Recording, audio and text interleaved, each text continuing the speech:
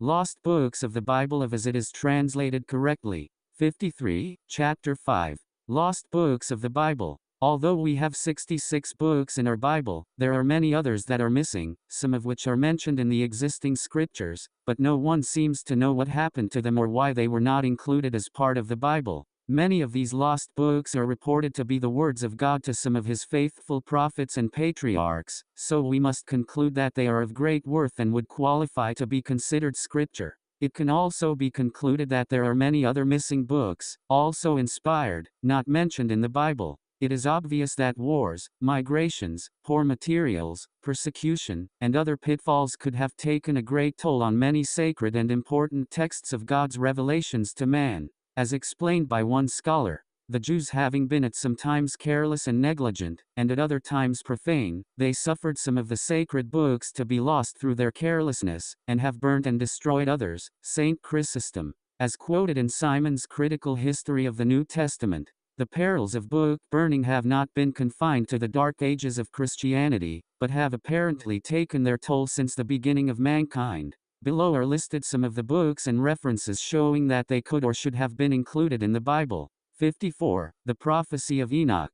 And Enoch also, the seventh from Adam, prophesied of these, saying, Behold, the Lord cometh with 10,000s of his saints to execute judgment upon all, etc. Jude 1:14. Scriptures before Abraham. The modern Christian world think that Moses was the first prophet to write scripture, or to write the law of the gospel among men. However, Paul understood differently when he said, And the scripture, foreseeing that God would justify the heathen through faith, preached before the gospel unto Abraham. Gal 3:8.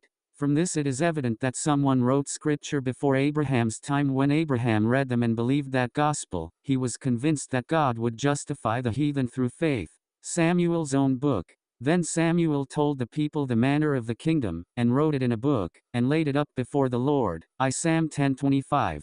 This is Samuel's record of the kingdom, and it would have been a very interesting and revealing book. Shemaiah the prophet, book of Iddo, the seer. Now the acts of Rehoboam, first and last, are they not written in the book of Shemaiah the prophet, and of Iddo the seer, concerning genealogies? Kraut 12:15. 55. This book of Shemaiah is one of the books of a prophet. When were the writings of a prophet considered unworthy of being kept?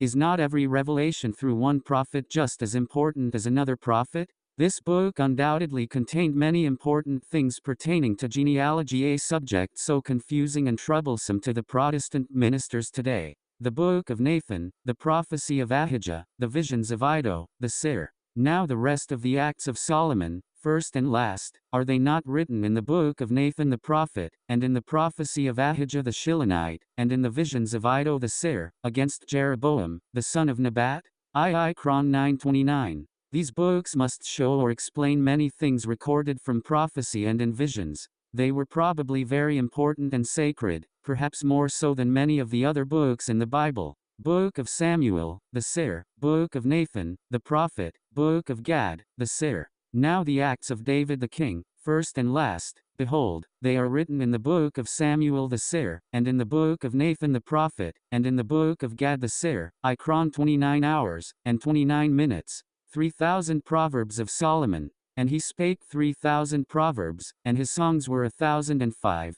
Kings 4:32. Obviously we have only a small portion of the Proverbs of Solomon. If some of them were worthy of becoming scripture, why not all of them? It is evident that they have been lost, even though they would have been a great complement to the rest of his Proverbs. 56. Another epistle of Paul's to the Corinthians. Paul wrote in his first epistle to the Corinthians, I wrote you in an epistle not to company with fornicators. Cor 5:9. From this we know that his first epistle to them was actually his second letter. This epistle was undoubtedly just as important as the other two, but it has been lost. An epistle to the Laodiceans. And when this epistle is read among you, cause that it be read also in the church of the Laodiceans, and that ye likewise read the epistle from Laodicea. Col 4:16. The epistle of Colossians and the epistle to the Laodiceans were both important since Paul wanted them both read to the congregation. We have only the letter to the Colossians. Therefore, the epistle to Laodicea is one of the missing scriptures. Second epistle to the Ephesians. How that by revelation he made known unto me the mystery, as I wrote afore in few words, whereby when ye read, ye may understand my knowledge in the mystery of Christ. F 3:3. Paul alludes to another epistle to the Ephesians, in which he mentions a revelation that he had received from God. Would not that revelation be as important as other revelations that he had received, or as important as any revelation to the other apostles? Another epistle of Jude. Beloved, when I gave all diligence to write unto you of the common salvation, it was needful for me to write unto you, and exhort you that ye should earnestly contend for the faith which was once delivered unto the saints. Jude 3:57. Since we have only one epistle of Jude, wouldn't the other one concerning the common salvation be just as important as this one? The Pseudepigrapha, another group of manuscripts, written between the years 200 BC and 100 AD, has been found in recent years. They consist of 7 books covering a range of subjects from the creation to the Christian era. They have been published under the title of the Forgotten Books of Eden. These manuscripts have been found in Hebrew, Greek and Aramaic, some handed down, while others were found in archaeological excavations. Some copies have variations from other manuscripts, but their messages are similar. A few summary statements about each of these books is included here. The books of Adam and Eve. The story begins after the expulsion from paradise and involves a variety of legends and religious concepts. It gives a very positive emphasis on the resurrection and the final judgment. The Book of Secrets of Enoch. This is a collection of psalms, histories and quotations from Enoch. The Odes of Solomon. This is an early Christian compilation, first published in 1909, and is mostly a book of poetry with many beautiful expressions of reverence, love, etc. The Letter of Aristes. This was written by a Hellenized or Greek Jew living in Egypt, probably Alexandria. It gives some light on how the Septuagint manuscript of the Bible came to be written. 58. The Fourth Book of Maccabees. This covers the events of the Syrian persecution of the Jews and the Maccabean revolt.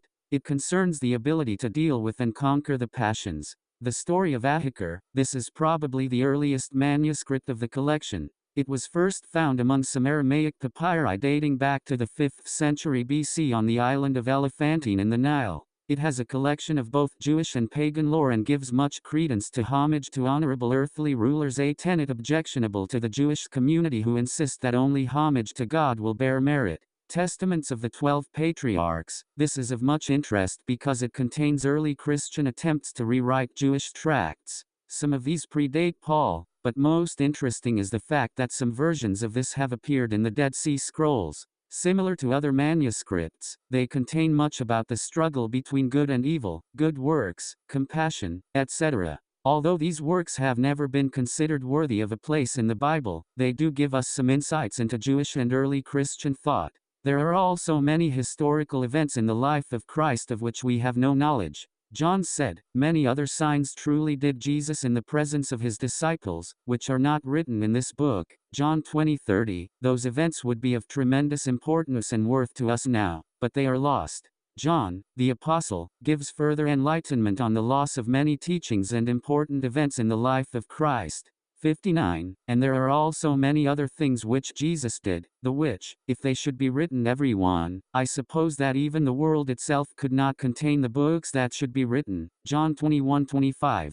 There is a vast array of reasons for information and manuscripts to be lost. During 6,000 years, various texts and writings have been destroyed by every storm that man and the elements could bring upon them. It is fortunate that we have even the small portion of copies that we have. However, in recent times the Lord revealed to the prophet Joseph Smith another reason why this generation does not have some of these prophetic records. The Lord said, "Verily, verily, I say unto you, that there are records which contain much of my gospel, which have been kept back because of the wickedness of the people." D&C 6:26. Today's Christian believes that he has all the scripture that was ever given to man. He believes that the Bible is complete, that God has given all that he intends to give. The modern Christian couldn't receive any more scripture because his creeds forbid it. Thus, ignorance and shallow thinking have prevented multitudes of people from enjoying more enlightening and important scripture for these latter days.